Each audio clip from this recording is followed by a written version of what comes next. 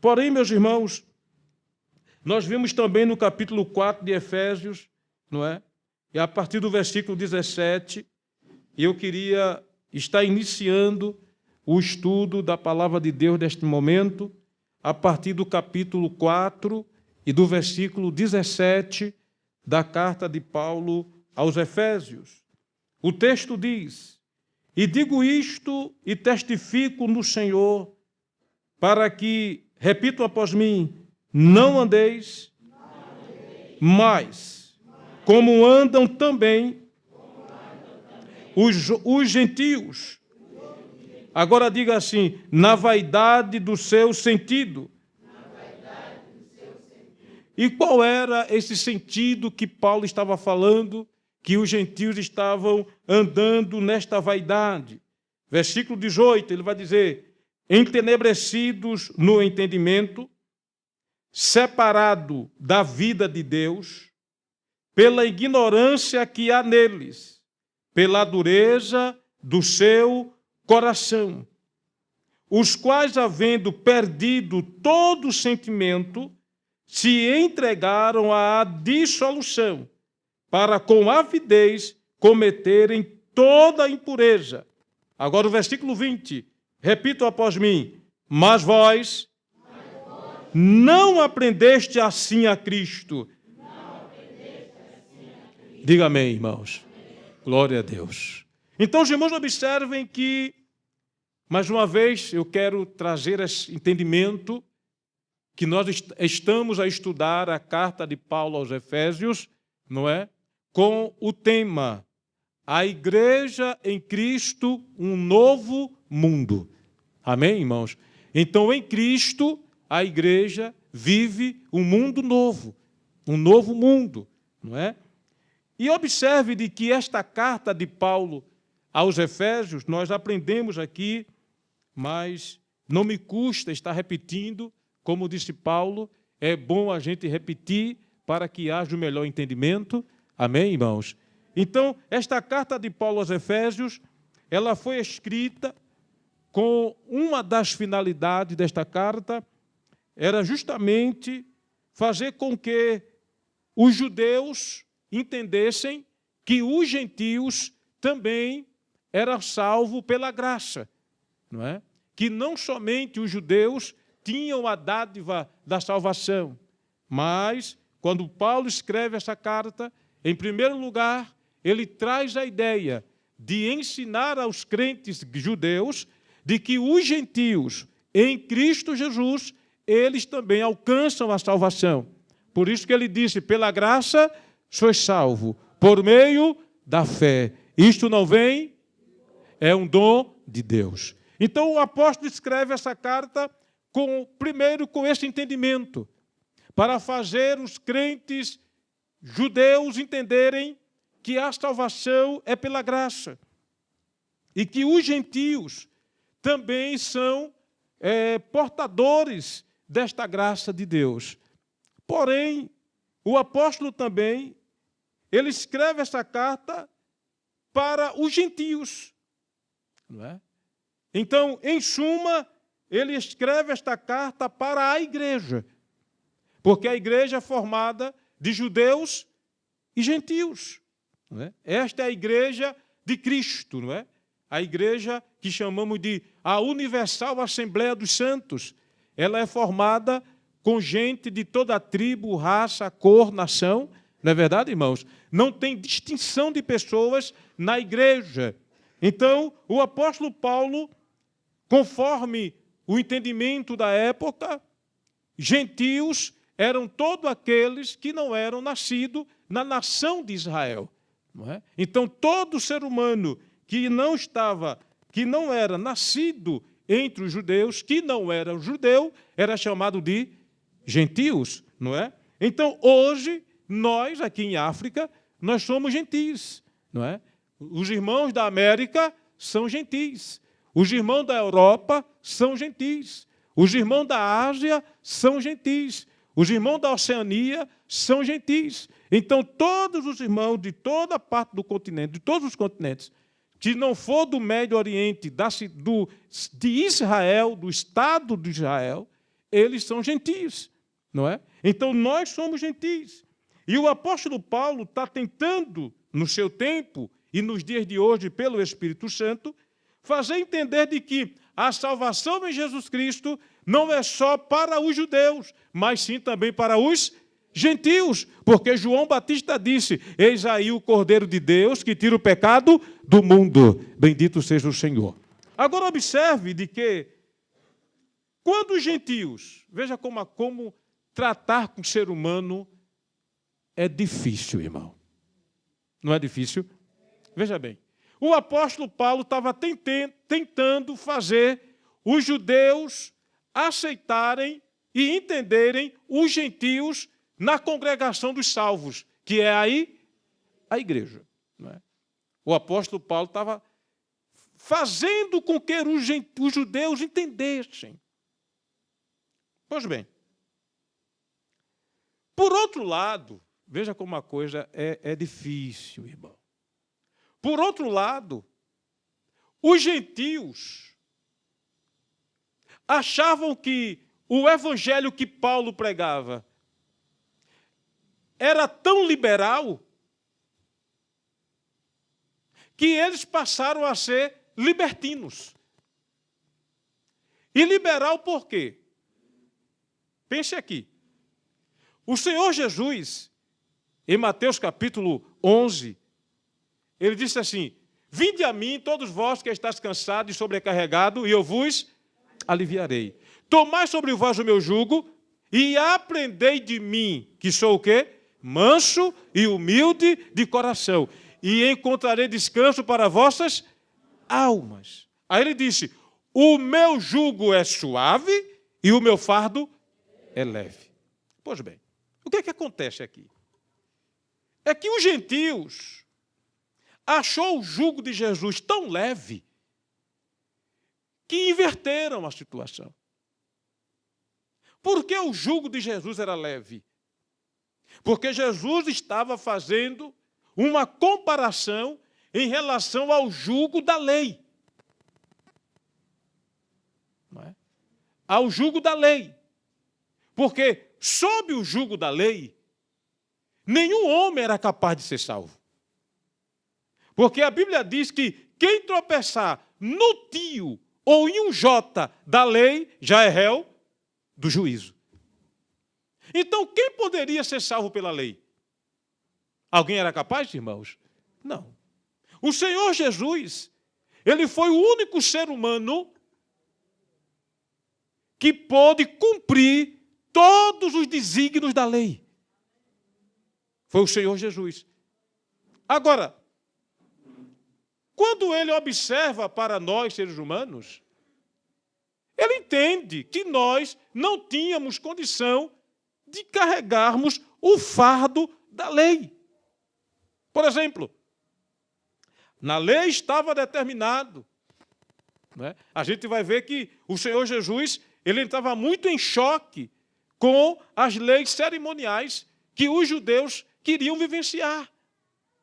E o Senhor disse, no capítulo 23 de Mateus, que os fariseus, eles determinavam a lei, ensinavam a lei, mas eles próprios não tinham condição de viver a lei, porque era pesado, irmão. Não é? Então, o que é que acontece? Quando o Senhor vem com um jugo suave, aí os gentios disseram assim: é muito fácil. A gente não precisa guardar o sábado, não precisa guardar a lua nova, é só crer. Pela graça, o que não vem é do... Então eu creio. Jesus disse: quem crê e for batizado, então eu quero somente crer. Então eu creio e acabou, e vou viver a minha vida. E é aí onde está o engano. Por quê? Porque o viver em Cristo, quando diz crer em Jesus, não é só eu dizer que eu tenho fé.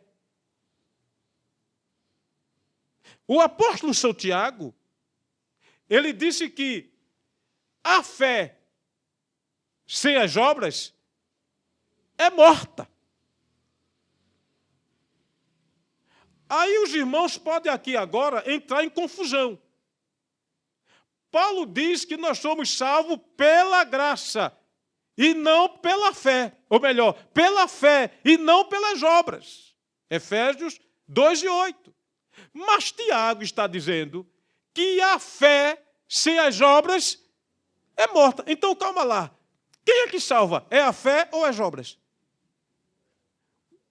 Não tem agora essa confusão aqui?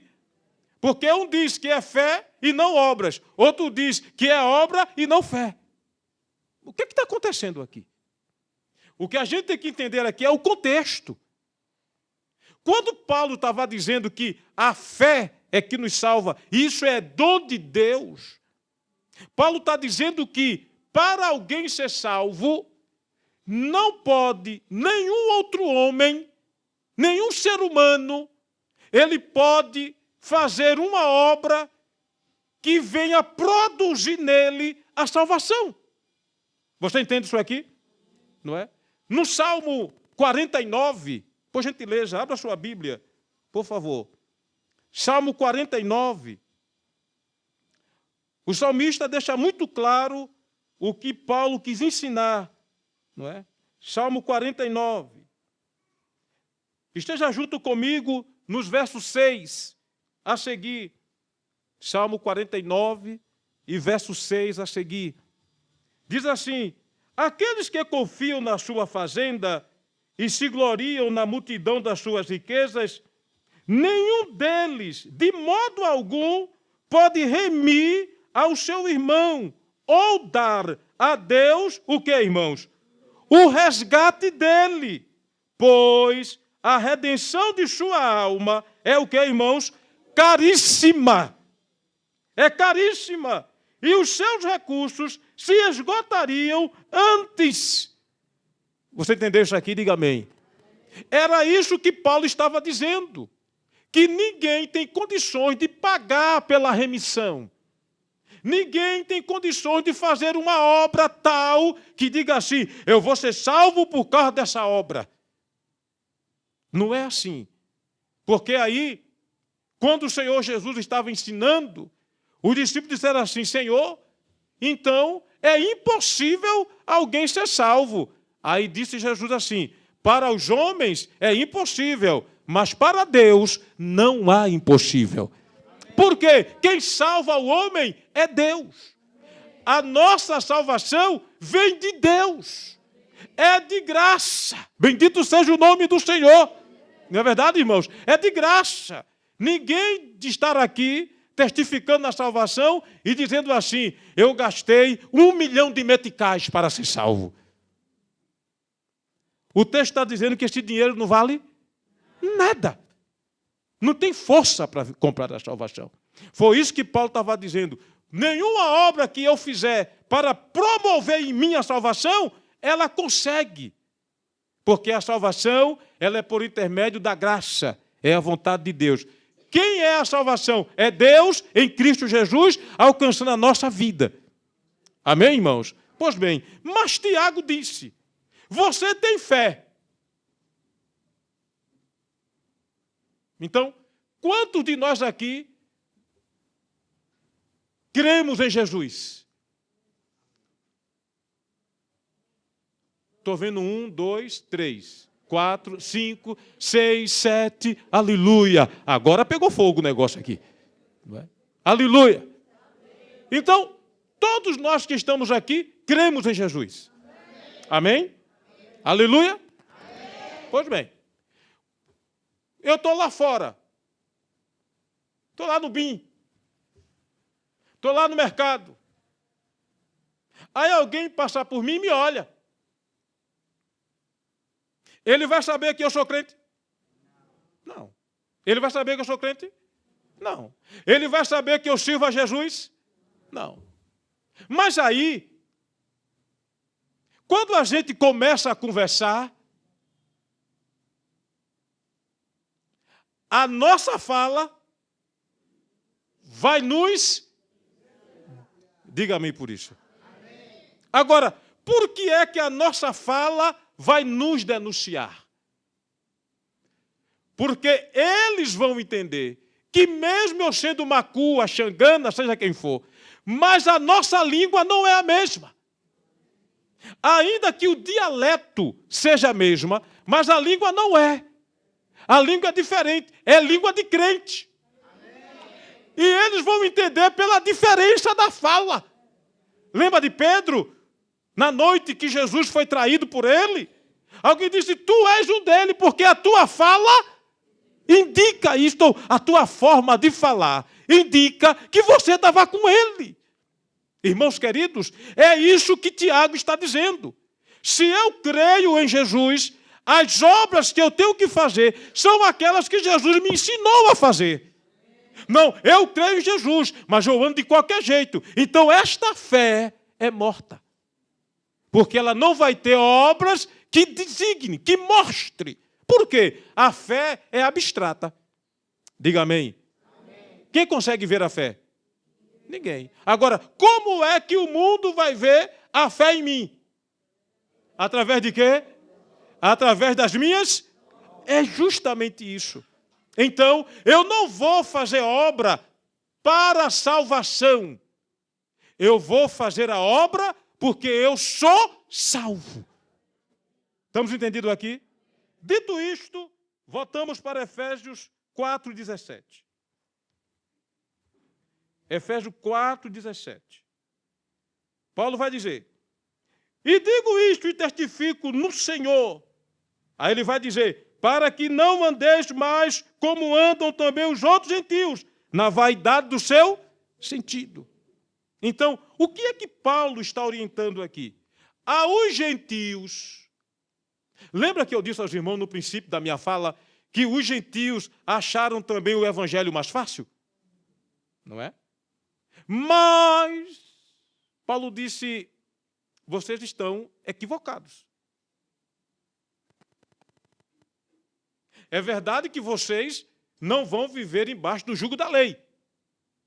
Mas vocês vão ter que dar exemplo de fiéis em Cristo. Ele diz o seguinte, no versículo de número 22. Observe aí. Versículo 20, a partir do versículo 20. Diz assim, mas vós, repita após mim, mas vós não aprendestes assim a Cristo. Paulo está dizendo que ele ensinou como se deve andar em Cristo. Agora, o que era que ele estava tentando informar aos irmãos aqui? O que era que ele queria que a igreja gentílica evitasse fazer, que os membros evitassem fazer? Versículo de número 18. Aí ele vai dizer assim, entenebrecido no entendimento. Quem era que estava entenebrecido no entendimento, separados da vida de Deus, pela ignorância que há neles, pela dureza do seu coração, os quais, havendo perdido todo sentimento, se entregaram à dissolução, para com avidez cometerem toda a impureza. Quem é que fazia isto aqui? Quem fazia isso? Os gentios. Quando faziam isso? Antes, veja Efésios 2, por favor. Aleluia. Veja Efésios 2. Versículo 1. E vos vivificou, estando vós o quê? Mortos. Em ofensas? Agora veja o verso 2. Em que, noutro tempo, andaste, segundo o que, irmãos? O curso deste mundo, segundo o príncipe das potestades do ar, do espírito que agora opera nos filhos de quem, irmãos? Da desobediência.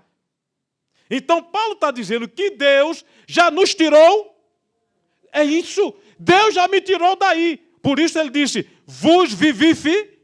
Ou seja, deu vida 2 vezes. Qual foi a primeira vida? A física. Eu nasci da minha mãe. E qual a segunda vida? Eu nasci de novo em Cristo Jesus. Quando eu recebi Ele como meu Salvador. Então Ele me vivificou.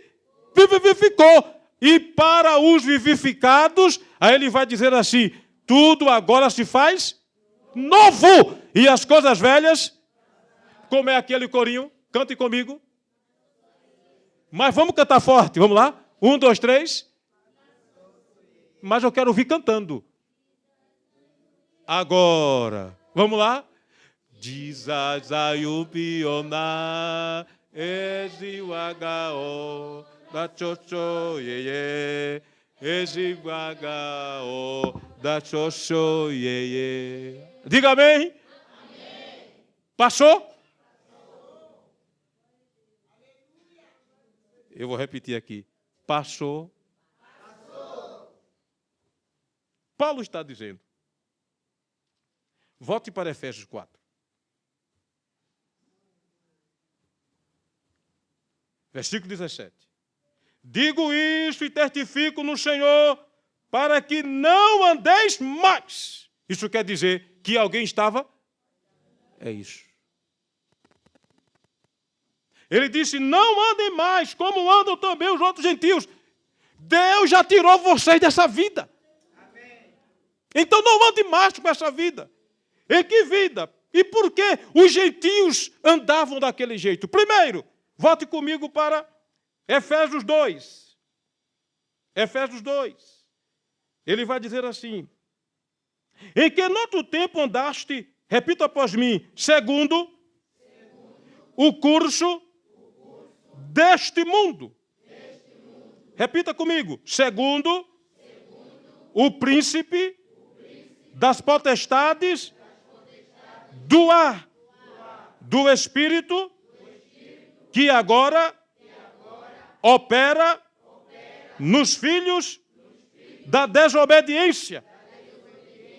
Paulo está dizendo que quando nós estávamos lá no mundo, nós fazíamos as coisas que o mundo determinava primeiro. Ele está dizendo aqui que nós andávamos segundo o curso do mundo. O que é o curso do mundo? Aqui é a corrente das águas. Você entende? É um rio com correnteza. Então você entra naquele rio e você não se domina. A correnteza lhe leva para onde ela quer. E você acha que está nadando abraçada. Não, é a correnteza te levando.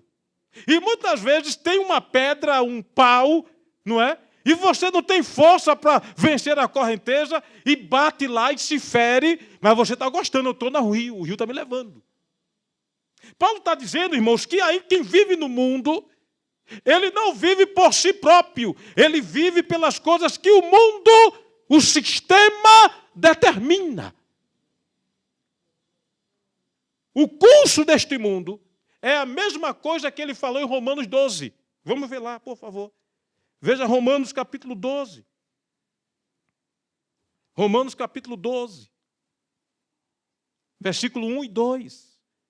Rogo-vos, pois, irmãos, pela compaixão de Deus, que apresenteis em vosso corpo em sacrifício, diga comigo, vivo, santo e agradável a Deus, que é o vosso culto racional. É o vosso culto o quê? Fala de razão. Estamos juntos? Agora veja o versículo 2. E não vos conformeis com este mundo. Diga após mim. E não vos conformeis com este mundo. Conformar aqui é se moldar. O termo aqui quer dizer, não se moldem. O que é moldar? É você pegar uma forma, vamos fazer aqui um bloco de atope. Bloco de atope. Para fazer o bloco não tem que ter uma forma? Sim ou não? Então tem aquela forma, você pega aquela quantidade de massa de atope, coloca ali dentro e vai chocando, não é assim? Você vai chocando para quê? Para tomar uma forma. Agora, que forma é aquela que vai tomar? A forma que a forma determina. Você entende? Não vai fazer da forma que você quer, é a forma que a forma determina. Quando Paulo diz assim, não vos conformeis com este mundo, esse termo aqui no original é não se forme, não entre na forma do mundo. O que é entrar na forma do mundo? É você fazer tudo o que o mundo faz. Estamos juntos aqui? É você praticar tudo o que o mundo pratica. É nós fazermos tudo o que ele faz. Aí o apóstolo Paulo está dizendo que para que eu não faça essas coisas, eu tenho que ter a minha mente renovada. Por que renovada? Vamos para Efésios, capítulo 4, versículo 17. Por que eu tenho que ter a minha mente renovada? Observa aqui agora. E digo isto e testifico no Senhor, para que não andeis mais como andam também os outros gentios, na vaidade dos seus sentidos. Na vaidade dos seus sentidos, dos seus sentimentos, dos seus entendimentos. E qual é? O que é que move eles para fazer aquelas coisas? Versículo 18. Ele vai dizer assim, entenebrecidos no entendimento. Eu não sei se algum irmão aqui tem uma Bíblia com outra versão fora esta aqui. Tem alguma versão diferente aqui?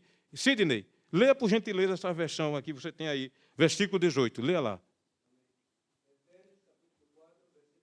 Sim.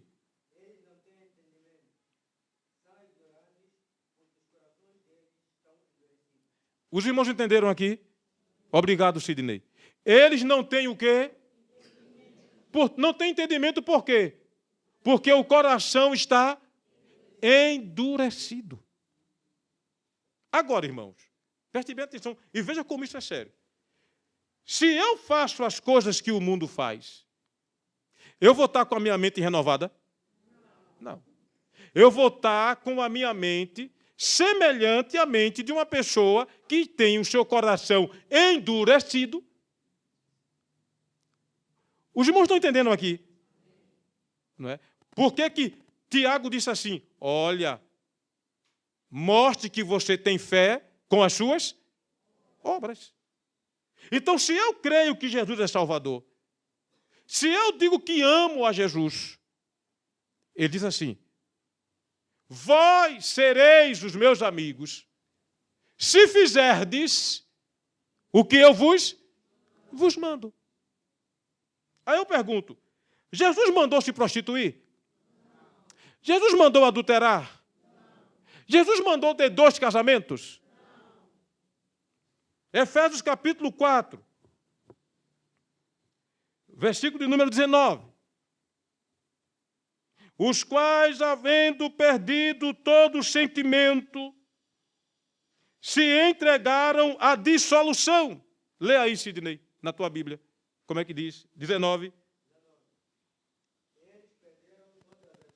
Eles perderam o quê, irmãos? Não ficou mais claro aqui? Eles perderam o quê? Toda a vergonha. Continue, querido.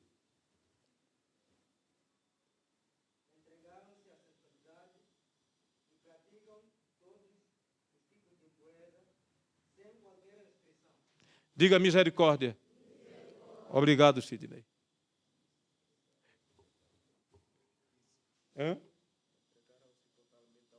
Lê aqui, irmão Júlio. Irmão Júlio tem uma versão aqui. Como é que diz a sua versão? Eles perderam toda a vergonha e se entregaram totalmente aos vícios. Eles não têm nenhum controle e fazem todo tipo de coisas indecentes. Diga misericórdia. Faz tudo.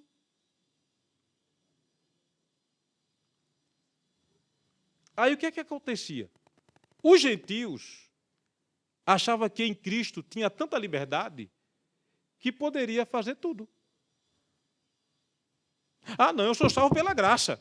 Então eu posso fazer tudo. Não tem alguém que diz isso, né?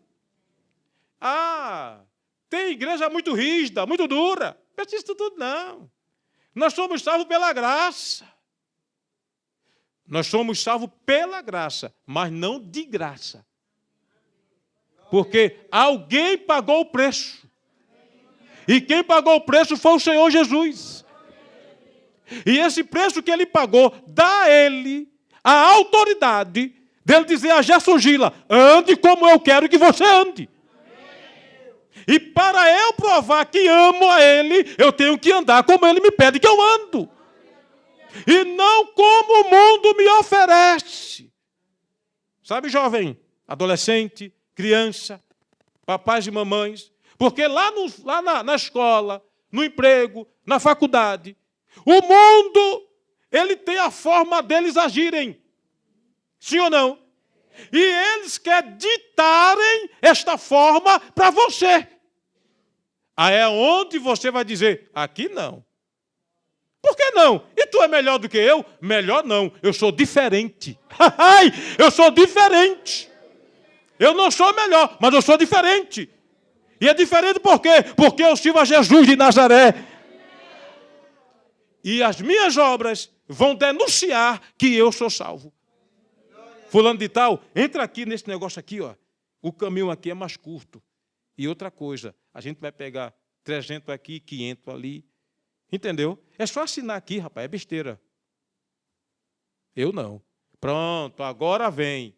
Tu vai salvar o mundo. Não, eu vou me salvar. Aí, sabe o que acontece? Quando essa pessoa, esta mesma, que quis lhe induzir ao erro, e você resistiu, disse, não, eu sou salvo em Jesus. Essa mesma pessoa, no dia que tiver um problema, ela vai procurar você para você orar por ela. Porque ela viu firmeza. Mas se você disser, é verdade, né? Eu estou lá em casa com problema e vem entrar aqui quentinho, vai entrar 1000 meticais, é só assinar, né? Só assinar. Ela vai dizer, olha para a crente. Olha para a irmã. Aí depois você vai pregar o evangelho para ela. Jesus salva, viste? Mas do jeito que você é. Os irmãos entenderam aqui? Que a fé tem que ter o quê? Obras. Porque não é obra que salva, mas é a obra que quem é salvo tem que fazer. E que obra é essa? É ser diferente. Bendito seja o nome do Senhor. Você lembra de Amã, que foi para o rei Assuero, e disse, olha, no teu reino, nas 127 províncias, tem um povo que, olha, é de lei diferente, anda diferente, fala diferente, é um povo diferente. Mas tem que ser diferente mesmo. Por que diferente? Porque nós somos salvos em Jesus Cristo. Diga amém por isso, irmão. E Paulo está dizendo que, se eu não for diferente, eu vou participar da mesma condição com ele. Mas Paulo disse assim, nós não aprendemos assim a Cristo. Efésios capítulo 4, versículo 21. Efésios 4 e 21.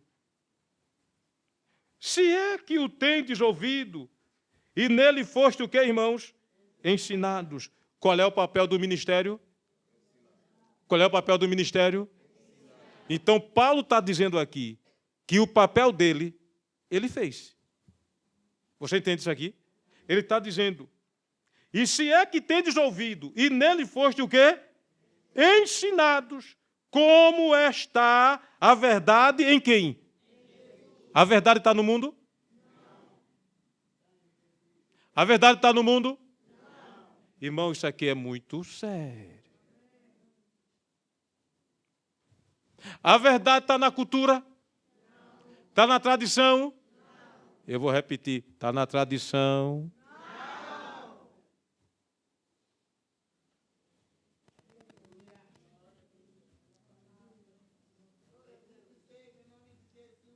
Mas quando vier alguém dizer assim, eu sou o tio e tem que fazer assim no meu sobrinho, mas o pai é você.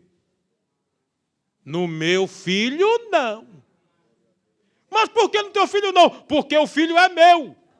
E quem vai prestar conta ao Pai do céu sou eu. Mas a tradição diz que o tio fala mais alto. A tradição. Mas Deus não. O pai sou eu, a mãe sou eu. E a Bíblia está dizendo, ensine a criança o caminho que deve andar. Bendito o nome do Senhor. Porque nós somos o quê? Diga comigo, diferente. Aleluia. Alguém vai dizer, olha, a tradição diz que tem que raspar a cabeça. Não raspe não. A tradição diz que tem que dar um chá durante quantos anos for. Não dê, não. A tradição diz que tem que amarrar uma corda lá no pezinho, na cintura. Não vá fazer isso, não. Ah, pastor, mas é a tradição.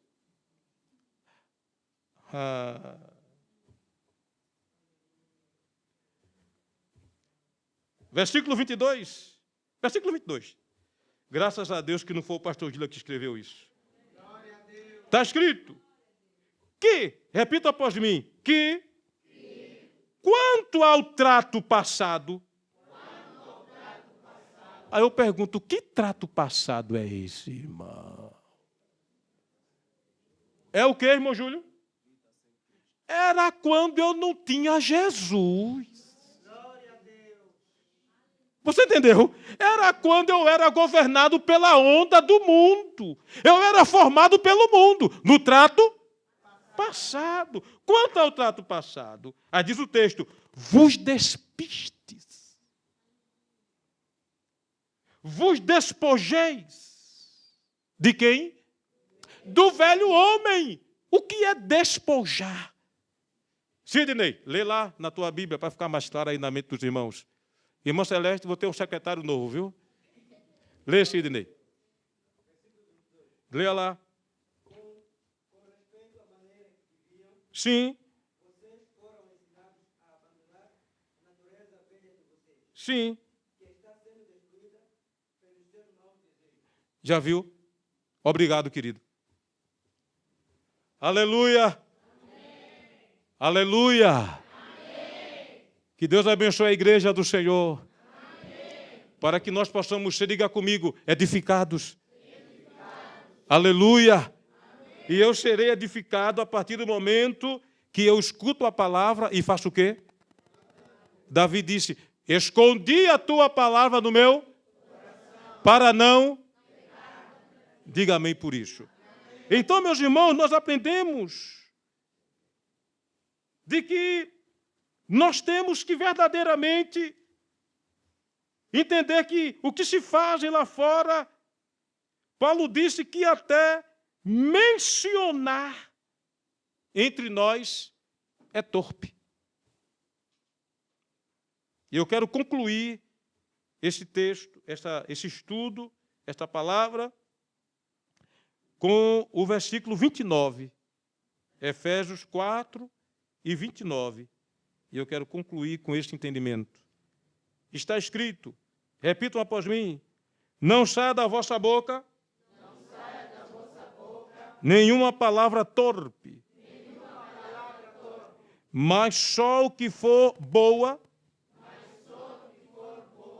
para promover a edificação, para que dê graça aos que ouvem. 30. E não entristeceis o Espírito Santo de Deus. Repita após mim. No qual estáis selados para o dia da redenção. Diga amém. Nós estamos o quê, irmãos? Selados. Diga amém por isso. Estamos o quê? Para que dia? Quando será esse dia? Quando será esse dia? No dia em que Jesus vier levar a sua? Diga amém por isso. E quem é os que vai ser levado pelo Senhor?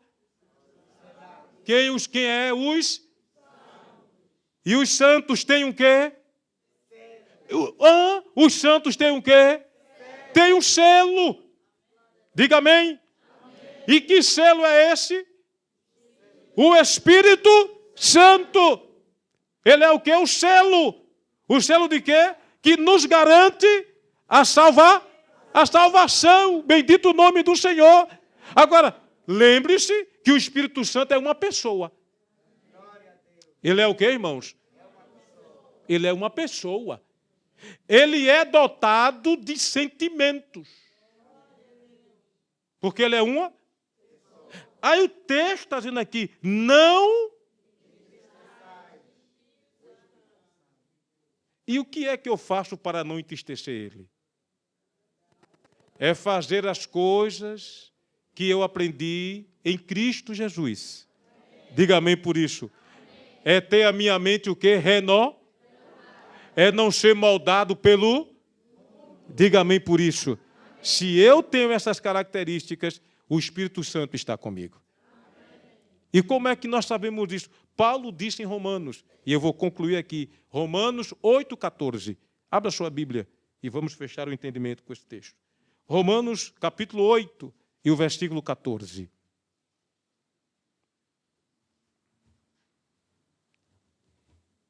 Quem encontrou? Quem encontrou? Fique de pé e leia. Sidney, lê lá.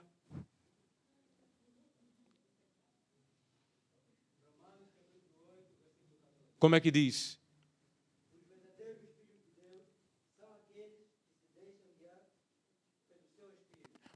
Olhe, tem uma coisa aí interessante. O texto... Pode sentar, meu querido. A leitura que ele fez diz assim, os verdadeiros. Os verdadeiros filhos. Aí eu pergunto, e tem um falso? Hã? Tem, irmão Júlio. E tem um falso filho de Deus? Então, eu prefiro ser o verdadeiro. Mas eu não sou o verdadeiro porque eu quero dizer. Quando é que eu vou ser o verdadeiro? Quando eu for guiado. Isso, Milena. Quando eu for guiado. Diga amém por isso. Eu sou filho de Deus. Aí vem agora a fé e as obras. Eu creio que sou filho de Deus. Morte pelas obras. Entendeu? Eu creio que sou filho de Deus. Morte pelas obras. Que obras? As obras que agradam o Espírito. É isso aí. Então eu sou filho. Diga amém por isso. Deus abençoe a tua vida. Deus abençoe o teu lar. Deus abençoe a tua família. Em nome do Senhor Jesus. Amém.